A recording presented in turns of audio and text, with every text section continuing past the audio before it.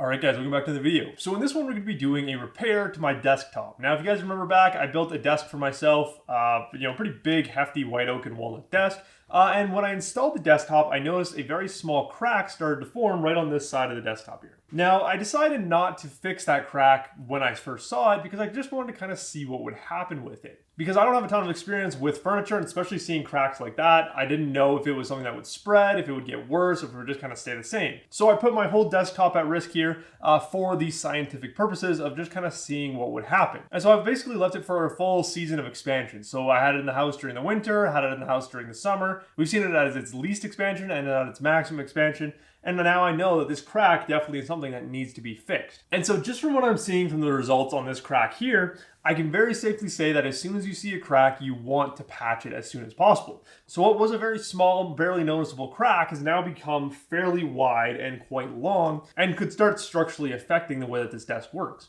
Now, because it's all solid hardwood, we don't really have a big issue here. We just have to go through and patch it and make sure that that crack stops where it is now. We want to make sure that we completely immobilize it, which is what we're going to be doing today. So when you're fixing cracks like this, you have basically two options. You can do the easier method, which is epoxy, or you can do the little bit more complicated method, which is adding in some bow ties. And so the big difference between them is epoxy is good if you don't really have a whole lot of technical skills. So if you're not used to cutting dovetails or you don't have the whole shop with you, epoxy is a good quick fix. Because all you have to do is seal the underside of the piece of wood, pour that epoxy in there, let it soak in, let it fill those spaces, and then clean up the epoxy on the surface and then just refinish your surface.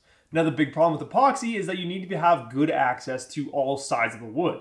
So in the case of this desk being installed in my office, I couldn't do the fix there because there was no way that I could get a seal along the whole bottom side of this crack here. So as soon as I poured epoxy into it, it would leak all over the place, drip onto my computer, and I'd have epoxy all over the place. Now the other big problem with epoxy is just the amount of time it takes to cure. Because you can't use like a 5-minute epoxy to patch this crack, you're going to need to use at least a 24-hour epoxy, but preferably, a longer curing time epoxy. Because this crack is fairly narrow, you need a high viscosity epoxy that is actually going to soak in and fill in that area. If you just use a thick 5-minute epoxy and just kind of rub it over the top, it's going to give you a surface fill, but it's not actually going to permanently fix that crack. So I don't want to go through all the effort of using epoxy on this crack because I would kind of like to have my desk back. Right now I don't have my desk, which is where I do quite literally everything. So that's where bow ties come in. So bow ties are a very technical form of fixing a crack. They're basically like cutting dovetails to an extent, and they are a form of mechanical joinery. So because of the shape of the bow tie, they're going to prevent that crack from spreading anymore and the piece of wood's from separating whatsoever. So there's definitely a lot of technical benefits to going with bow ties over epoxy, just purely because bow ties are going to be a permanent fix, whereas epoxy, depending on the stage that your crack is in, may or may not actually be a permanent fix. So bow ties are always going to be your best bet for a good, solid, permanent fix, which is exactly what I want here. And the other kind of two benefits of bow ties is you can do them on location pretty easily. You just need to bring a palm router, your chisels, and a hand plane, and some sandpaper and that, and you can do this fix no issue. All you have to do is cut out your bow tie hole with the router, clean it up with the chisel, glue in that bow tie, leave it for 5 or 6 hours, come back, clean it up with your hand plane, sand it all nice and smooth again, and then you can refinish it and it's good to go. Whereas again, with epoxy, there is going to be that wait time of anywhere from 24 to 72 hours where you need to let that epoxy cure. So for most people, I would recommend the epoxy method just because that's going to be a lot easier, a little bit more foolproof. Whereas with bow ties, there's a lot of stuff that you can mess up very easily. But in this video, we're going to go over how you're going to do that fix with some bow ties. I'll show you guys all the steps that go into making these bow ties, getting them installed, and then cleaning up the surface so we get pretty much a perfect finish once we're done.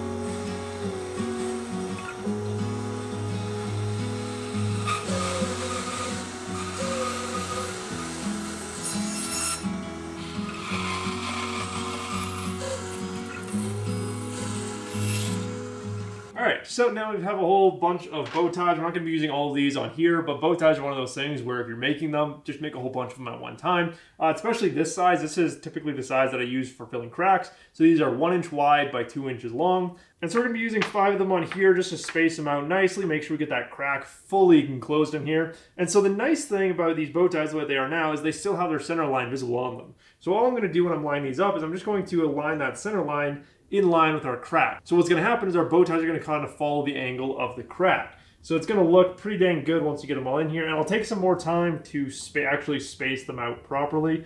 Make sure we've got nice even spacing all the way through. That way, once we actually put them in, they will be a little bit more measured looking. Now, as you guys know, I'm a big fan of contrast, and bow ties are one of the coolest ways to add in contrast to, just a normal piece of wood. But as you can see here, I'm using white oak bow ties to fix this piece of white oak, because this is one of those cases where I don't want to add any extra contrast. I already have this beautiful walnut border going around the whole edge of the desk, and in this one instance, I don't want the joinery that's going to be right here to be the focal point of the desk. I want there to be good quality joinery here that's going to look pretty good, but I don't want it to be the focal point. I want the focal point of the desk to be the whole desktop with all of its walnut trim and all that. So just in my opinion, having 5 little walnut bow ties in here would kind of take away from the overall appearance of the desktop here. And so the bow ties are pretty easy to make in your shop. If you don't want to make them in your shop, or you're wanting something that's a little bit more perfect, you can get them laser cut. It is going to be much more expensive, and you can't generally get them very thick.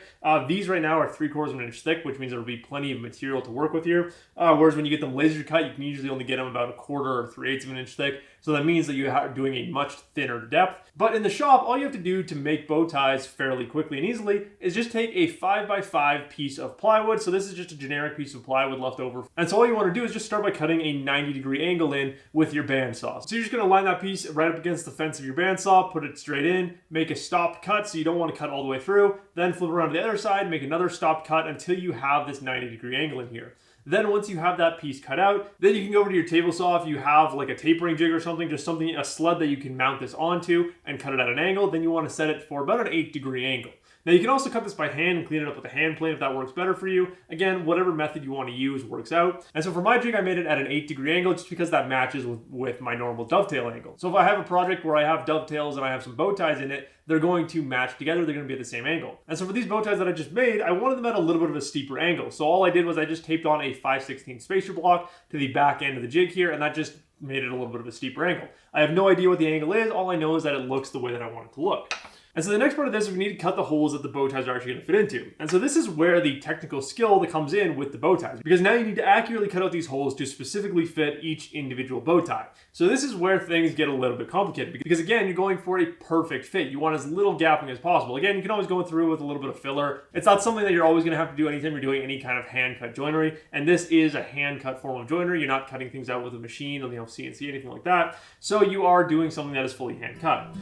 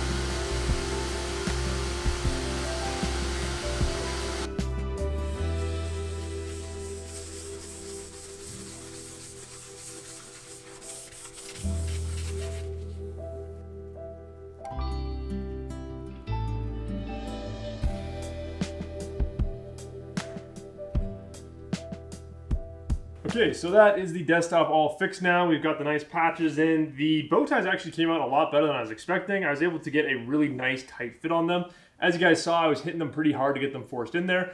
So one trick that I've used in the past to get your bow ties in place nice and easily is if you use a slightly softer wood than whatever you're pounding it into. So in this case, I'm using white oak. So if I'd used walnut or cherry for these bow ties, they would have fit in a little bit easier and would have filled up the gaps a little bit better. But this white oak filled in just fine, and it looks pretty good. What you're going for with these bow ties, you want them to be able to hold in without any glue. So if you're able to just drop your piece in like you would do with an inlay, that's not going to properly hold the piece together. You want to make sure that when you're putting these bow ties, you're having to forcibly put them in. And they should kind of fill up the gaps as they get forced in. And so really there is only the one area here that I'm not super happy with, but overall, again, it's a small bit. I'm the only one that's ever really going to use this desk anyway. No one else would ever even probably notice it. So they all look pretty dang good. Then I also used some epoxy that was tinted black with some India ink to just fill the top of this crack here. So now that crack is all filled up, we don't have to worry about anything building up in there, and the bow ties are what's doing the majority of the work holding this whole panel together.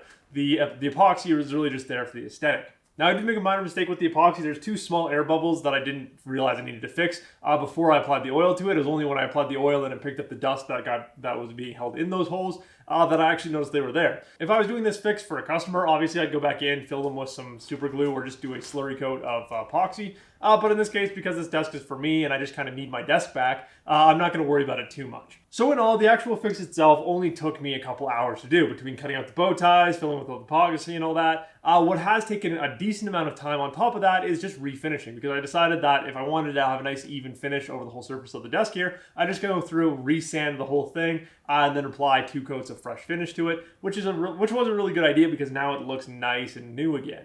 So that's, again, one of the beautiful things about this, is if you're going through the process of refinishing this one area here, you might as well just do the whole thing, because, well, you're already here. So that's all that goes into fixing a crack on a piece of furniture. Again, it's something that is inevitably going to happen in one of your pieces of furniture, and it's one of those things you just have to be aware of in your woodworking, is especially working with woods like white oak, that if they're dried improperly, they can have internal cracks in that. And so you can mill an entire board without ever noticing that those cracks are there. And it's only a few months later, once the wood has gone through some of its expansion and contraction, that those cracks are going to show up. So it's really important that you know how to do those fixes, either on site in your client's home, in your own home. It's just good to know what your options are for doing the fixes. So again, I would highly recommend that if you're just bored someday in your shop, find a cracked piece of wood, practice doing some bow ties, because that's going to be your best quality fix. Or if you're just kind of in a rush and you just need to get the piece of wood fixed, epoxy is probably going to be your best bet there. So I do hope you guys enjoyed this video, and as always guys, I will see you in the next one.